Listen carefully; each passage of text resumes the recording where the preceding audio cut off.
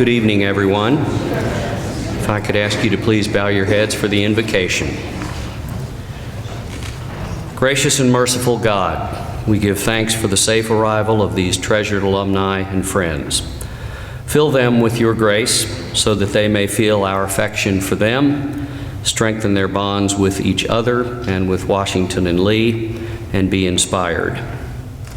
Please open our hearts and our mind to a lively and memorable time of learning, laughter, respect, and gratitude. We give thanks for the promise of our time together and the countless blessings bestowed on and by Washington and Lee. Give strength and wisdom to those who lead, teach, study, and work here. Bless and comfort those impacted by war, terrorism, natural disaster, or personal tragedy. We remember especially and ask you to protect the great men and women who serve humbly around the world so that we might flourish in peace at home. Remind us of the needs of those much less fortunate and send us on our way rejoicing, watching over this institution for generations to come. Amen. Well, thank you. Good evening again. My name is Bo Dudley. It's my privilege to serve as the Executive Director of Alumni Affairs at W&L. And on behalf of everybody here, from President Ruscio on down, a very, very warm W&L welcome. In fact, welcome home. This event is called the Opening Assembly of Alumni Weekend, so we are officially underway. And now I would like to ask everyone who served on the Weather Committee to please stand up so that we can recognize you. It's a remarkable thing. There is no other explanation for it than providence, and we are very, very grateful. This is a signature annual event for the university. W&L is very blessed with alumni like you who care so deeply about this place. And we are always glad to have you back on campus. We've planned a busy, fun, and stimulating weekend, as your programs will tell you, and we're very grateful for your decision to dedicate time to be back with us. It's now my pleasure to introduce Senior Alvin Thomas from Skokie, Illinois. Alvin is a chemistry engineering major and poverty and human capabilities minor from Skokie. He is a Johnson Scholar, and he serves as the senior class representative on the executive committee. He was a leader of the Bonner Program, the Neighbors Service League, Volunteer Venture, and the General's Christian Fellowship. He's also served as vice president of Lambda Chi Alpha Fraternity. He was a client and support intern at the Rockbridge Area Free Clinic and a shift leader for Campus Kitchens. Alvin plans to pursue a postgraduate degree in public health at Johns Hopkins Bloomberg School of Public Health. Now, not surprisingly, in view of this resume, Alvin is the president of the Alpha Circle here at Washington and Lee of Omicron Delta Kappa, and he will lead the tapping ceremony. Please welcome Alvin Thomas.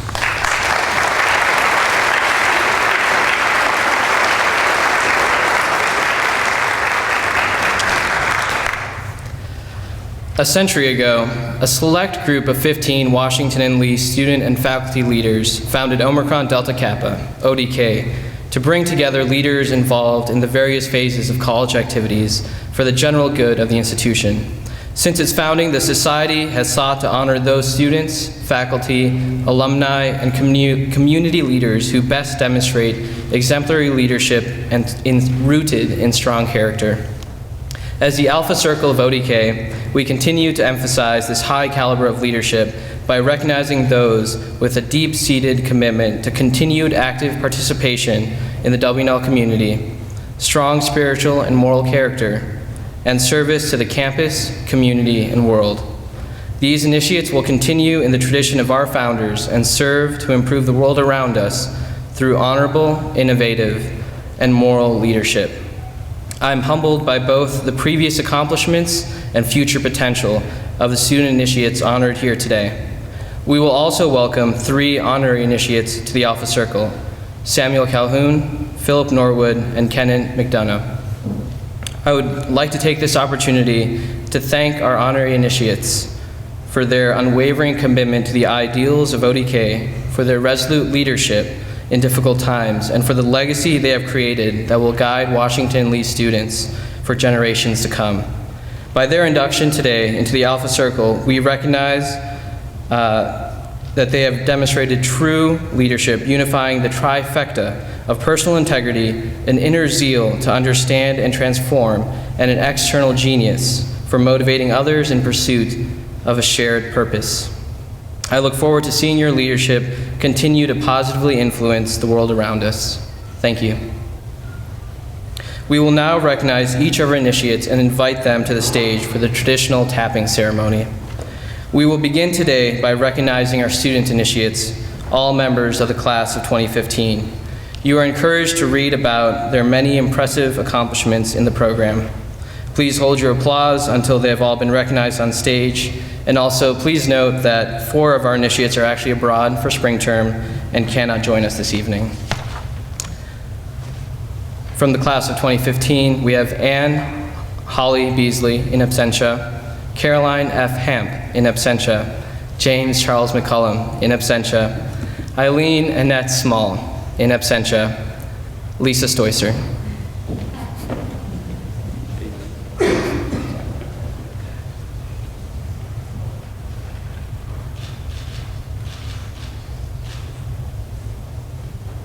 And Jacqueline Olivia Yarborough.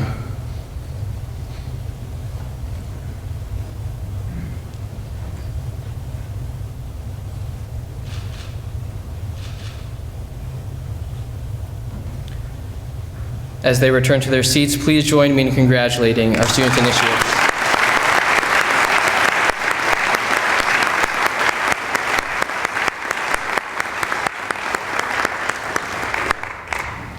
We will now recognize our honor initiates. I will call each to the stage individually, and I ask that you hold your applause until all have been introduced. Samuel Wolfe Calhoun is the Associate Dean for Academic Affairs and a Professor of Law at Washington Lee University, where he has taught since 1978. A graduate of Harvard University and the University of Georgia School of Law, Professor Calhoun served as a litigation associate with King & Spalding in Atlanta and was a visiting professor at the University of Puget Sound before coming to WNL. At WNL, his major teaching areas have included abortion controversy, payment systems, sales, contracts, and legal writing. He is the author of over 20 essays, articles, reviews, and notes in many areas of legal scholarship, and has delivered many talks and lectures, particularly on abortion and on religious elements in law and society. He has served as faculty advisor to numerous organizations at WNL, including the Washington Lee Law Review and the Moot Court teams. Professor Calhoun is also highly active in the Lexington and Rockbridge communities with such groups as Habitat for Humanity, Young Life, United Way, and the Yellow Brick Road Early Learning Center. Philip W. Norwood is chairman of the board of Palakat Milliken Enterprises Incorporated, a family-owned investment company. He is also principal of Haviland Capital. Additionally, he has served as president, CEO, and director of Faison Enterprises Incorporated, a real estate company in Charlotte, North Carolina, where he was responsible for overall leadership, guidance, and direction of the business involving a $2.5 billion asset portfolio. He has also served in his community through the Chamber of Commerce, as chairman of Camp Blue Skies Foundation, and as chairman of Opera Carolina. As a student at WNL, Mr. Norwood was member of Phi Delta Theta, Chi Lax, Ringtum Phi, and captained the track and field team. Mr. Norwood also holds a master's degree from Duke University and a JD cum laude from the University of Georgia School of Law. As an alumnus, Mr. Norwood has thoughtfully and selflessly served in many major volunteer roles, including class agent for the annual fund, chair of his 25th reunion, and member of the 30th and 45th reunion committees for his year, member of the Williams School Advisory Board, board member for the Dallas Alumni Chapter, member of the Board of Trustees, and rector of the university. Currently, Mr. Norwood is serving as co-chair of WNL's historic $500 million Honor Our Past, Build Our Future campaign. In addition, Mr. Norwood and his wife, Marianne, have generously supported Washington and Lee, primarily through unrestricted gifts, as well as significant gifts to the Wilson Field renovation, the Class of 1969 Scholarship, Washington Lee Hillel House, and other capital projects. Mr. and Mrs. Norwood have 3 daughters and 6 grandchildren. Kenan Savage McDonough works as a clinical psychologist. She received her master's degree from Columbia University and her doctorate from the University of California, San Francisco. She has been certified by the UCSF Child Trauma Institute to work with families and schools that have experienced serious trauma and loss. Dr. McDonough has worked with numerous mental health agencies and schools, including Gaston Day School in North Carolina, Crystal Springs Upland School in Hillsborough, California, St. Matthew's Episcopal Day School, San Francisco Day School, Bay Area Head Start programs, and Jewish Family Services in the Bay Area. In recent years, Dr. McDonough has built a private practice in San Mateo, California, working with children, adolescents, and families. At WNL, Dr. McDonough played on the varsity tennis team for 4 years, co-founded the Safe Rides program on campus, and served as a dorm counselor in Gillum Hall. Her first supervisor on campus was Ken Ruscio, who then was Dean of Freshmen. As an alumna, Dr. McDonough has served generously on as a board member for both the New York City and San Francisco Alumni chapters, as chair of the Alumni Admissions Program, and was a member of her 20th and 25th reunion committees. She is married to Joe McDonough and has 2 children. As they return to their seats, please join me in congratulating our honorary initiates.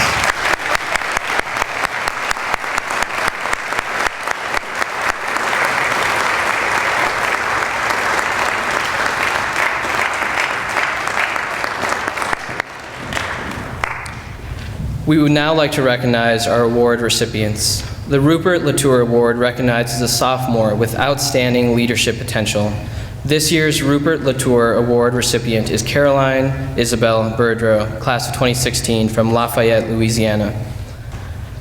She is majoring in biochemistry and minoring in mathematics. Caroline is a Bonner Scholar and has volunteered at the Rockbridge Area Habitat for Humanity and Natural Bridge Elementary School. She is a member of the Campus Kitchens leadership team, a Burish intern, and incoming co-president of College Access. This coming year, Caroline will serve as community service chair for the Quest Scholars chapter and is preparing for her second year as co-chair of the Hillel Social Action Committee.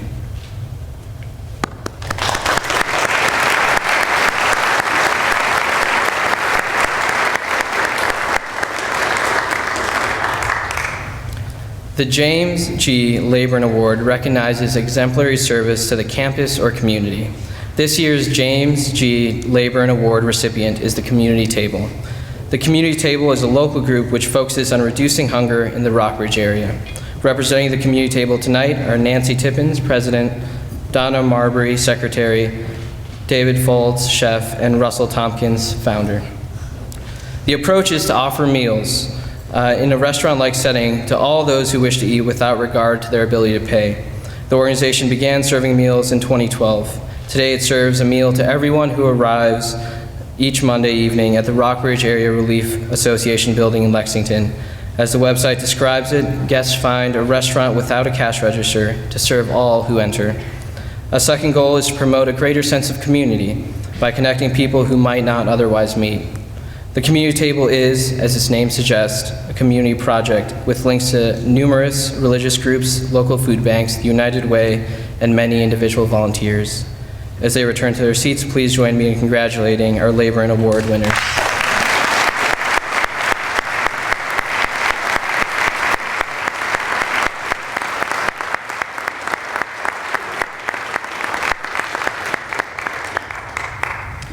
I wish to offer a final congratulations to all our ODK student and our honorary initiates, as well as our award winners.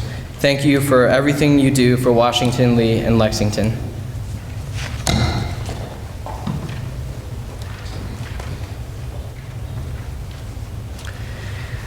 Now it's my privilege to introduce this evening's keynote speaker for Alumni 2014.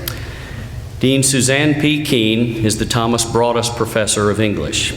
She received her undergraduate degree from Brown, her PhD from Harvard, and taught at Yale University before joining us in 1995. Her full and very impressive bio is on the back of your program. I commend it to you. She is an accomplished author, scholar, and narrative theorist who teaches the novel in English, post-colonial Anglophone literature, and contemporary British fiction. In 2008, she was honored by the State Council of Higher Education for Virginia with an Outstanding Faculty Award. And in 2012, she was initiated here into Omicron Delta Kappa as a richly deserving honorary member. She is the former chair of our English department. Now, as dean of the college, she leads and assists all faculty in the arts, sciences, and humanities, consisting of 21 departments and 12 programs, 175 faculty, and 50 staff. Whew. I don't know about you, but there is more, believe it or not. In her spare time, Dean Keen launched our collaborative digital humanities initiative involving faculty, librarians, and IT professionals, and she entered into a grant-supported collaboration with the Scholars Lab at the University of Virginia. On a more personal note, our community knows, respects, and loves Dean Keen. She is fully engaged in campus life. She is a crystal clear thinker, a skilled administrator, a joyful spirit, a splendid teacher, and a very valuable member of the senior administration. Please welcome Dean Suzanne Keen.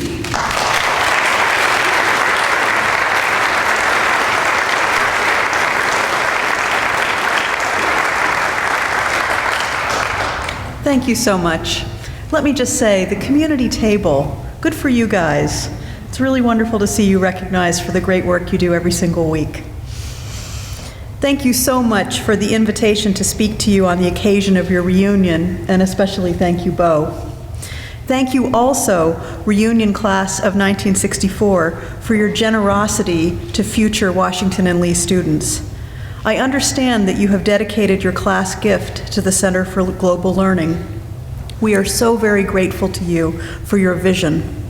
There are few things more important to the success of our current and future students than their readiness to be citizens of the world, to move with a degree of familiarity and openness to difference through places far from this enclave of learning.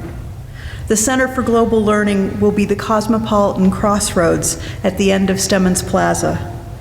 I think of it as Little Lexington's equivalent of a bustling train station in the center of a great city, where you can board the train that will whisk you through the Channel to Paris, or across the Mongolian steppes, or if you find your way to platform 9 3/4, into those great countries of the imagination that we inhabit when we get lost in a book. The metaphor for reading that I have just used calls up the idea of imaginative transportation, which is one way of thinking about immersion or getting lost in a book.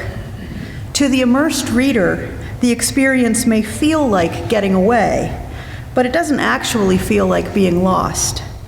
I travel in my mind with Lyra to the place in Svalbard where the armored bears live.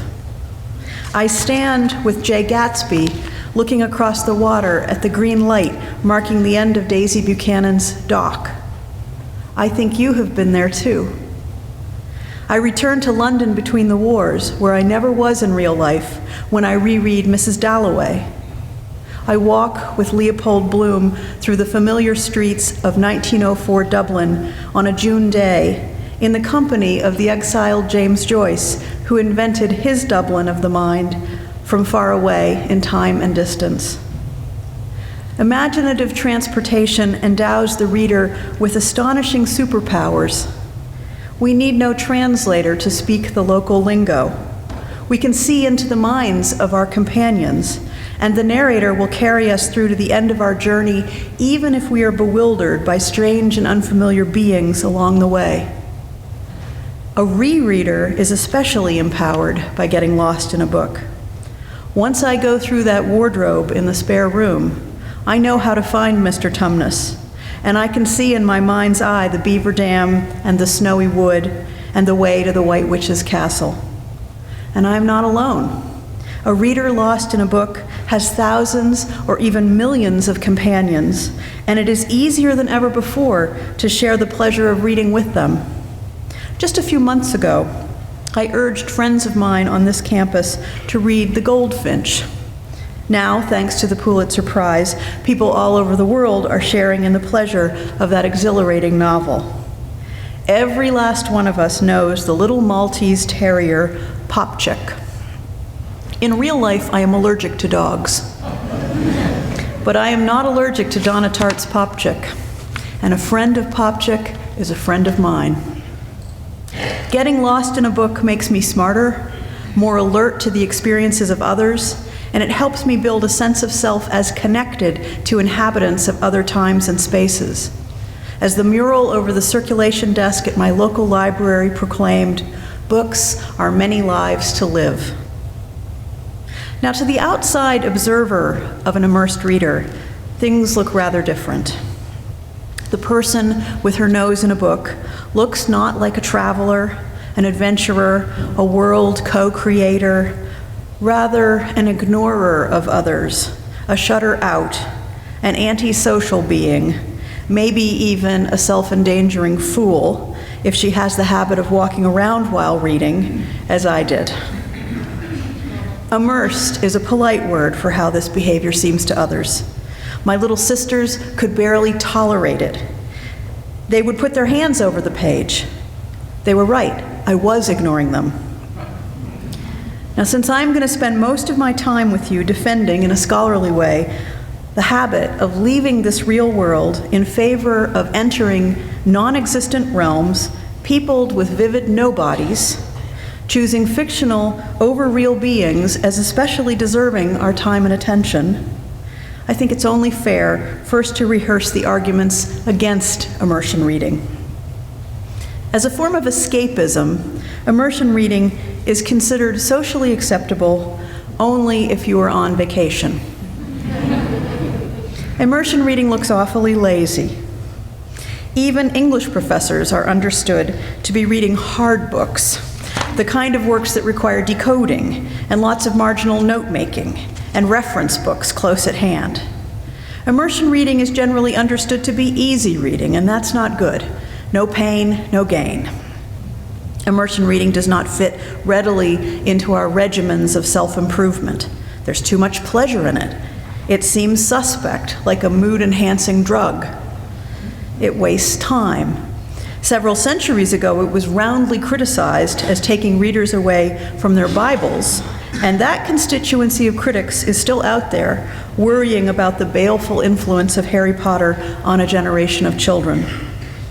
A particular concern lies in wasteful expenditures of feeling. This critique goes all the way back to St. Augustine. What are we doing, wasting our real feelings on the imaginary fates of made-up beings? So I'm going to ask with you, what happens to readers when they get lost in a book? And what might happen afterwards when we surface and come back to the real world? Should a liberal education encourage immersion reading?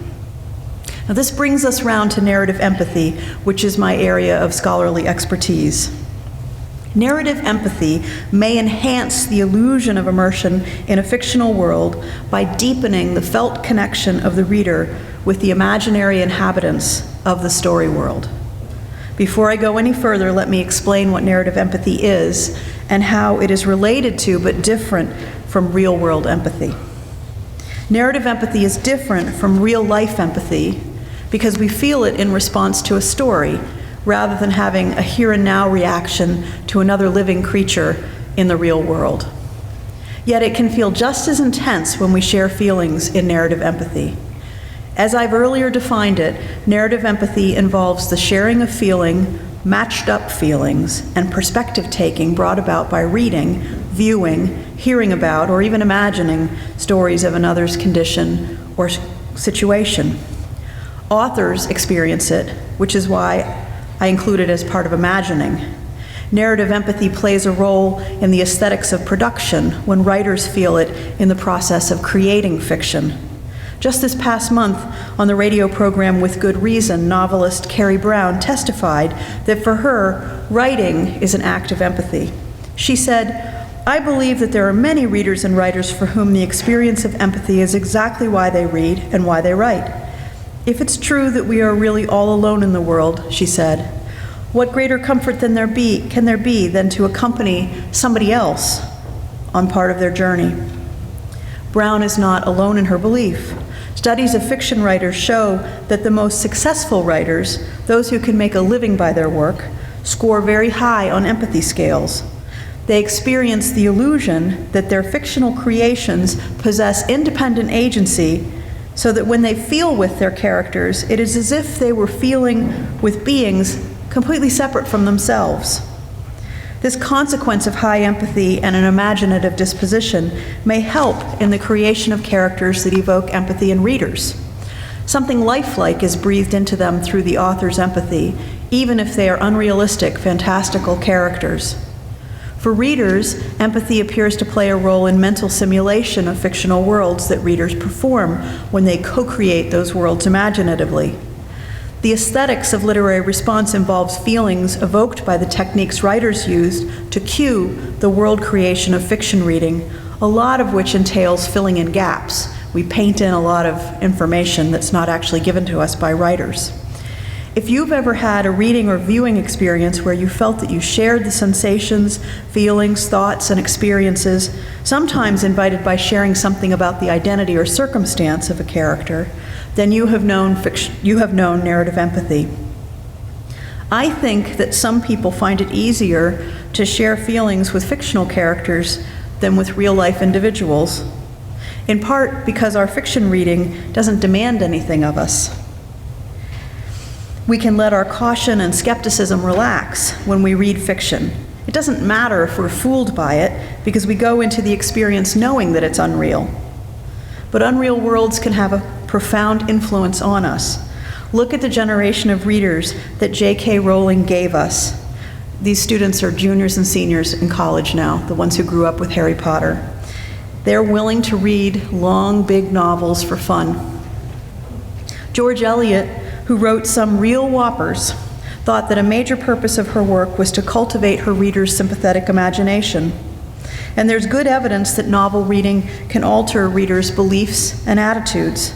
Furthermore, the deeper the immersion and the stronger the empathetic connection to fictional beings, the greater the chance of a reader's pro-social responding to actual people or engaging in the personally costly helping behavior that we call altruism. Many philosophers and novelists have advocated novel reading as a good way of practicing perspective taking, or a thinking form of empathy, where you put yourself in the shoes of another. New research carried out here right at WNL by psychology professor Dan R. Johnson and his students suggests that mental visualizing may have a greater empathic impact than thinking exercises designed to put yourself in the shoes of another. Mental visualizing is a major element of immersion reading. It means the ability to call up a visual image in your mind's eye. We do it when we are remembering, planning, or hearing or reading fiction. Just like empathy, which some people feel more strongly than others, mental visualizing ability is stronger in some people than in others, and many highly intelligent, successful people have weak mental visualizing skills. Normally, in a group this size, there'll be at least a few people who will be very strong mental visualizers with vivid pictures of places not present to you, and a few others will not be able to see anything at all in your mind's eye. This faculty may have an impact on the way we co-create fictional worlds, and it almost certainly maps onto our preferences for certain kinds of reading. Reading image-rich literature may be one of the ways we can cultivate a habit of mental visualizing. Some scholars think that today's young people are less adept as a generation in mental visualizing than those of us who grew up without the vivid fictional worlds of video games visualized for us in three-dimensional color. Every generation of readers will have some who are readier to immerse in fictional worlds from the cues of prose than others. Why should we care about this? And should it have a place in our conversations about liberal education? Dan Johnson's research has shown that readers who are given exercises in mental visualizing before reading fiction in controlled laboratory circumstances do experience a greater degree of immersion in fictional worlds. Then, in a comparison of a group given perspective-taking instructions, put yourself in the shoes of a character, the readers in the mental visualizing condition more readily immersed in fictional worlds. But that's not all. They also showed increases in empathic reactions and increased helping behavior. The reason this research matters to a literary critic is that it suggests a kind of reading, the immersion reading supported by strong mental visualizing, looks rather more valuable than escapist, more improving than lazy. Maybe we should be encouraging people to get lost in a book. This research that I have just described validates what has sometimes been denigrated as escapism. Should we value or fear getting lost in a book? I think we should try to figure out what's happening to us when we're transported into a fictional world.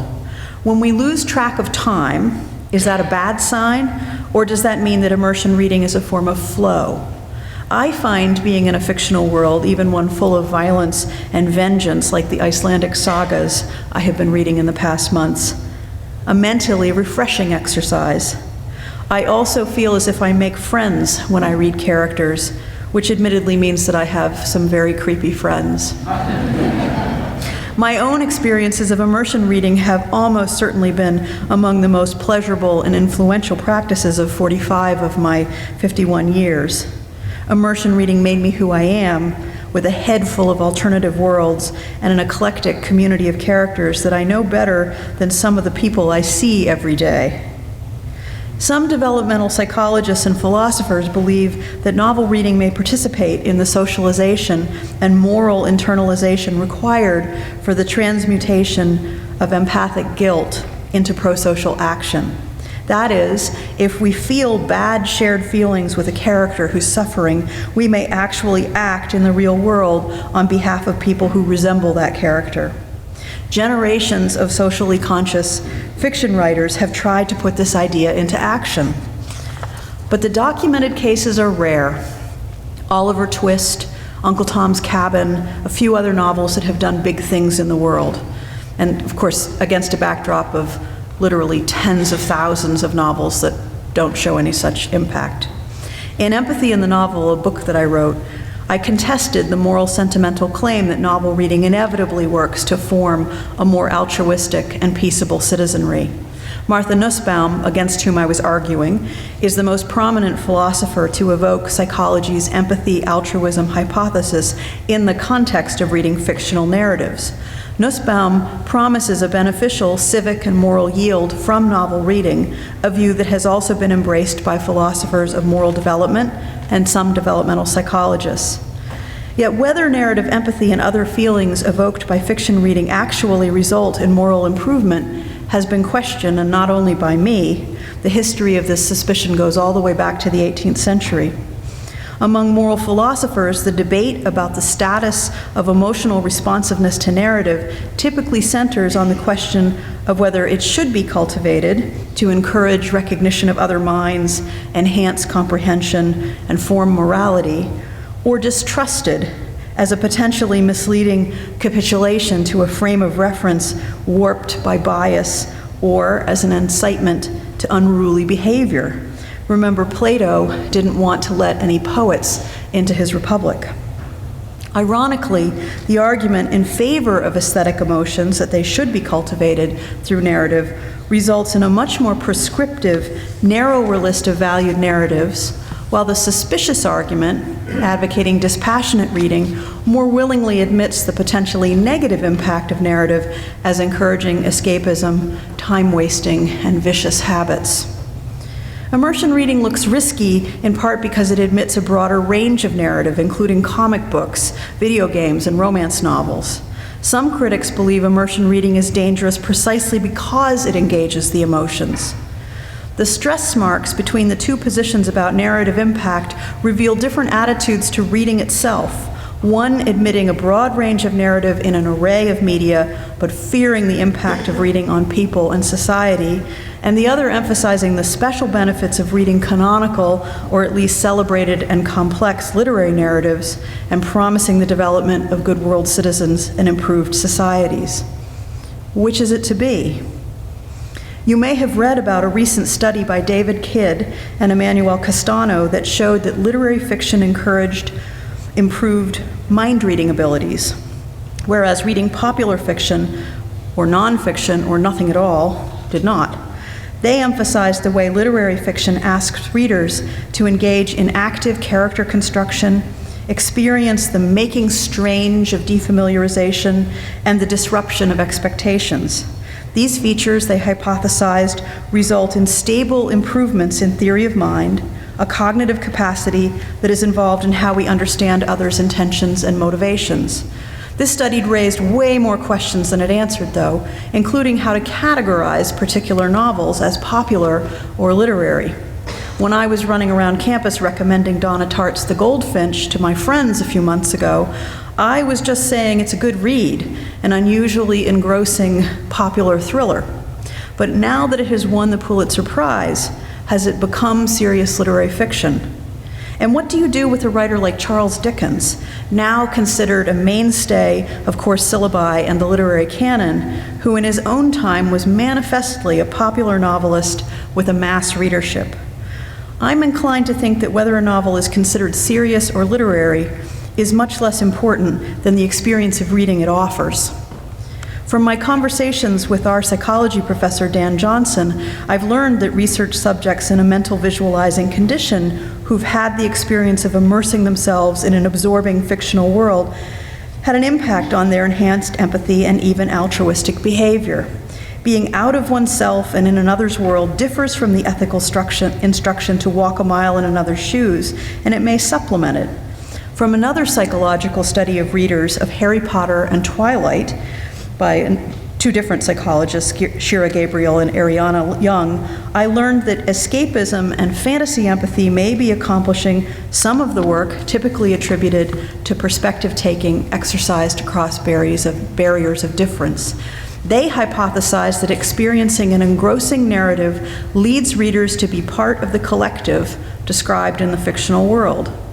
The warm feeling of belonging, even to a tribe of vampires, may be contributing to the ethical effects of narrative usually attributed to imaginative extension of role-taking or perspective-taking.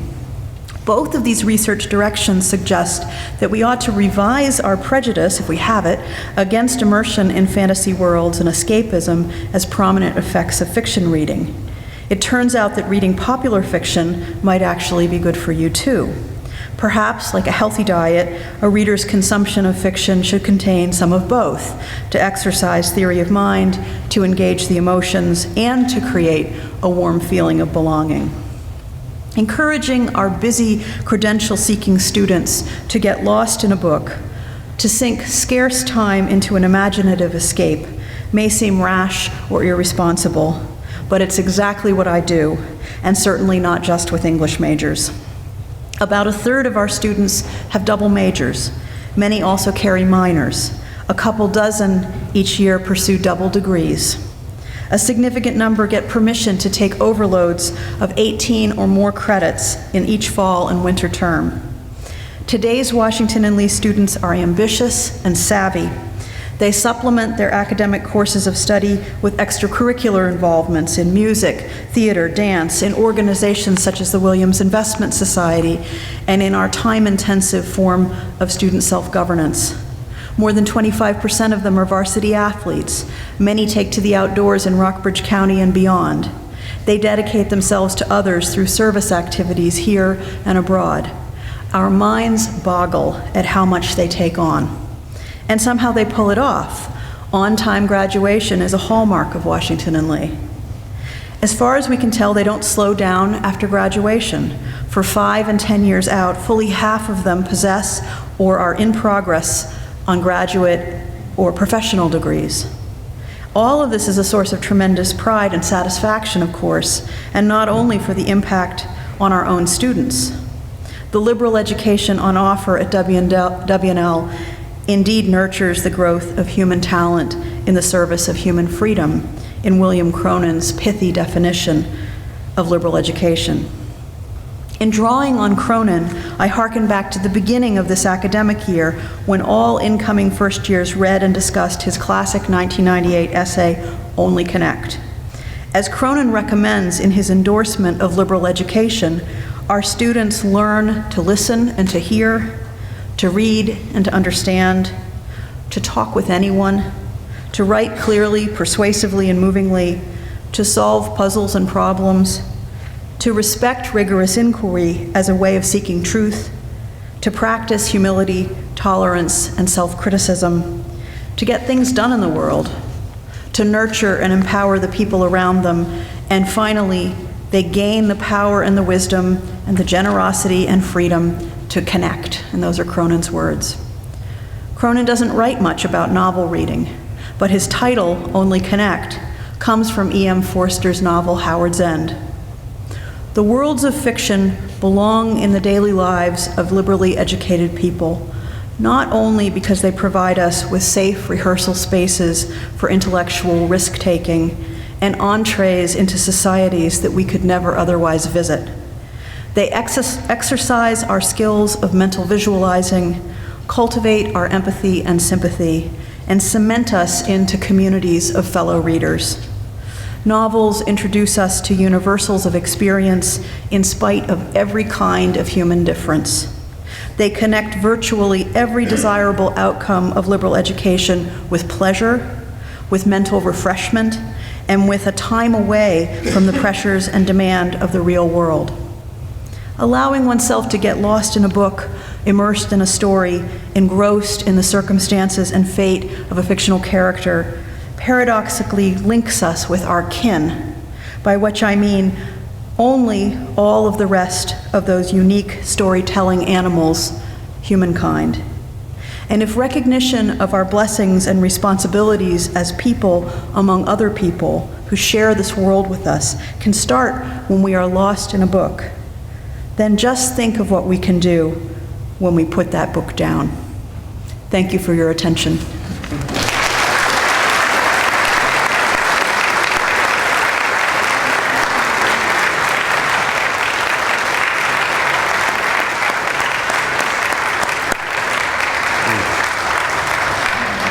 And now you know why we brag about the faculty at Washington and Lee.